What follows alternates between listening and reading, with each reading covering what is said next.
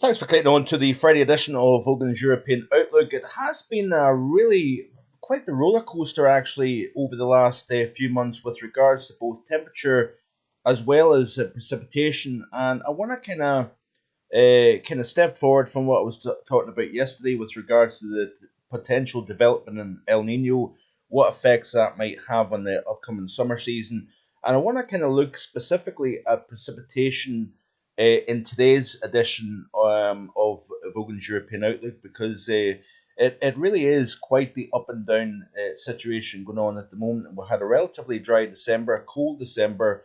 Then we had a very, very wet front running 10 days of January.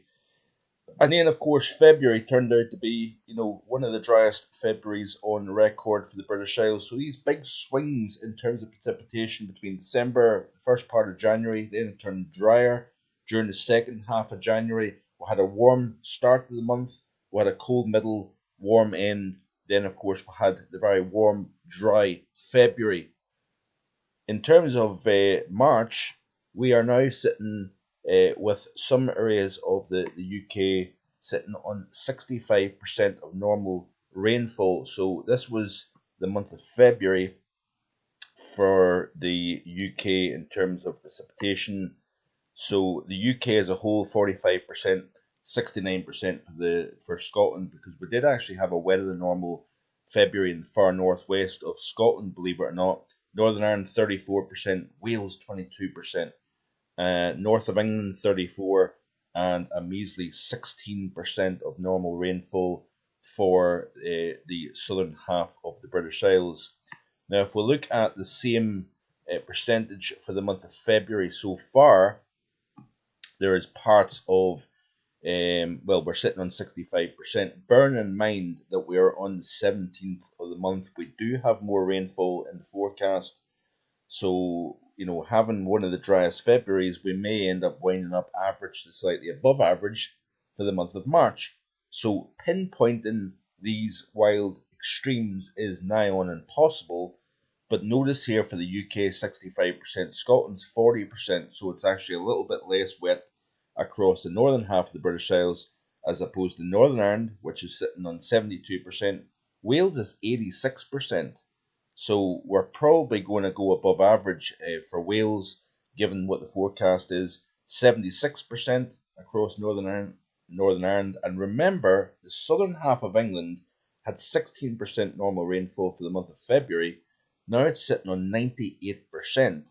So it's pretty much a month's worth of rainfall across the southern half of England in the first 17 days of the month.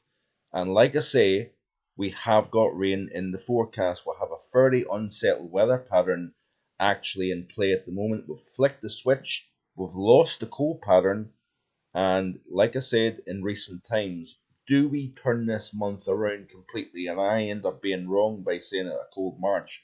We'll wait and see what happens. I do think we're going to have a bit of back and forth. We could have some very significant warmth across eastern portions of Europe towards the final 10 days of the month. We'll look at that in just a second.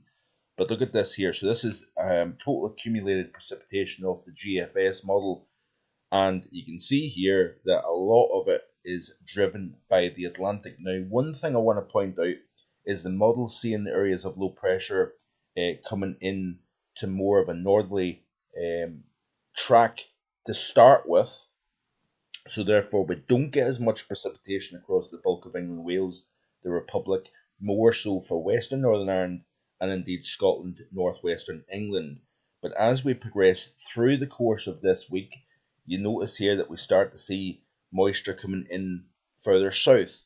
So therefore, we're tapping a little bit of colder air, but notice the distribution in rainfall here. So we're starting to see much more Atlantic influence here across the entire northern portions of Europe.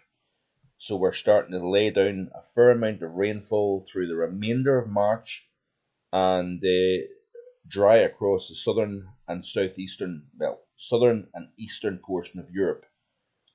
We do have plenty of moisture across the southeast, as you can see here. But we'll play right the way through the loop here. We're really mounting the totals up, particularly so west-facing areas of Scotland, England, Wales, and Ireland, because we're going to see much more accompaniment from Atlantic weather moving in, bringing plenty of moisture. And this is what I'm talking about with regards to the potential turnaround from drought and concerns of drought to potentially a wetter theme. And I learned the hard way back in 2012. Now, remember, folks, what I said yesterday is merely initial thoughts that I've had and I've carried through the course of the winter season. I'm not necessarily saying that that is my written in stone forecast, but I'm really leaning towards an up and down, possibly a 2015 type of summer where we had exceptionally cool days, wet days, also very, very hot days as well. We had quite the extreme summer actually in 2015. Do we go to that, or do we go to 2012, which is much more of a kind of washout scenario? And indeed, the temperature profile is going to be a difficult one to call. Warm Atlantic, warm overall planet. Sea surface temperatures are warmer than they were back in 2012. I know I'm going to upset people on the climate denial side of things that are saying that the planet hasn't been warming and whatnot. In my opinion, the oceans are a lot warmer than they were back in 2012. We'll have a warm sea surface temperature profile near and surrounding the UK. There's a lot of aspects that would make me think that the general consensus will be average to above average temperatures like we've seen during the winter season, but precipitation is the thing that I'm really driving home the point that we could see a flip around. 3 year La Nina was seen 2009, 10, 11. Well, I know 2009 was an El Nino, but we flipped around a pretty strong La Nina. I believe it was 3 years. I could be mistaken. Maybe I'm wrong with that one. It might have been a 2.5 year La Nina. But once we flicked that switch and we've seen the warming taking place over the eastern portion of the Pacific, and we've seen warm waters near the UK, we had a very, very dramatic turnaround from a dry winter, very dry March, very warm March, which is quite different to what we're seeing at the moment, to all of a sudden wet April and then a wet summer overall. That does not mean that we can't get record warm days or certainly heat. I do think we will see spells of hot weather this year coming up as well. But that is a lot of moisture between now and the 2nd of April, as you can see here. So you can see here that amounts upwards close to 200 millimeters, and that looks to be focused on southwest Norway and parts of western UK as well. As you can see here, maybe southwestern Ireland getting on near 200 millimeters of rain. So we are seeing a bit of a dramatic turnaround, and there has been articles floating around at the moment, including the BBC, with regards to concerns drought risk to England regions after dry February. But how many times do we see this where as soon as the drought gets mentioned, we just turn the pattern around? And I believe, anyway, that that is possible. This is the CFSV2 precipitation anomaly. Upcoming 7 days wetter than normal. That's going to put southern England and the bulk of the UK wetter than average, and we'll end this month on a wet note. Dramatic turnaround from the month of February, but we've seen it over the last 6 months, even 12 months. We've seen these flip arounds taking place. 1 month's very dry, 1 month's wet, and back and forth. But we're losing the La Nina, and I think the La Nina tends to have a shadow effect of dry in the Western Europe and indeed European pattern. Even for the European continent overall, we could see a wetter summer coming up here, and it's going to be very interesting to see exactly what takes place. But let's have a look at the following week, and this is the thing, we are going to probably turn this around. We're going to go into a drier theme once again. This is the period between the 24th of March, 31st of March, and then we start to see a bit of a drier pattern kind of developing during the month of April, and that's quite interesting to see before we potentially go into a weather theme. So it's this up and down kind of scenario with regards to precipitation, and I think stay tuned.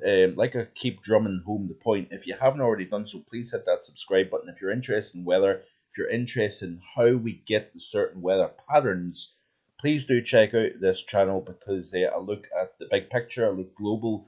Every Sunday I do a global weather and climate report, looking at the extremes that have been going on around the world at the moment. How many weather channels do that? Actually, there's not that many, I don't think. So I do try to have a relatively unbiased opinion when it comes to climate change and whatnot, showing you the global picture and showing you my opinion, my honest, true, and hopefully unbiased opinion when it comes to weather as well as climate. And I haven't spoken in recent times about the UAH temperature and global temperature, sea surface temperature anomalies and whatnot. Might try and do that this upcoming Sunday in the Global Weather and Climate Report, edition 33. Can't believe there's been that this will be the 33rd edition. But mild is the theme across the bulk of Europe as well. And as we play through this loop, you can see here plenty of warmth. We get little intrusions of mild, especially in the wake of areas of low pressure moving through. But watch Central and Eastern Europe as we play through this loop. These anomalies are getting warmer and warmer and warmer, and we could have a record breaking end to the month of March for much of Europe. And yeah, this is looking rather ominous actually on the GFS. Like I say, we've got this relatively milder theme across the British Isles. We don't have these dark oranges. We do have intrusions of warmth where we may be pushing potentially 16 to 18 Celsius in parts of England, possibly Wales, towards the very end of this month. But generally speaking, the bulk of the heat looks as if it's central and eastern portions of Europe, where we could see some of these anomalies pushing 16 Celsius above normal. Now, notice the UK not in this particular hot surge of air, but look at eastern portions of Europe, the far east of Europe. We are looking at a very, very warm end to the month of March. Now, look at this particular frame in particular, and we've got an area, very large area over western Russia, eastern Ukraine, and we've got a 16 plus 16 Celsius above normal, and I'm sure the global warming crowd will be jumping all over this one once it develops at the end of the month, if it develops, that is, of course, as well. So lots of things to consider. Yes, we are breaking away from winter, I think. We are going to see a little bit of back and forth temperature wise over the next week or so and through the remainder of the month. And, but stay tuned. And I appreciate you watching today. Please drop a comment in the comment section below. And I'll hopefully see you again tomorrow with more information. So enjoy the rest of your day and your Friday evening. See you again hopefully tomorrow with more. Bye for now.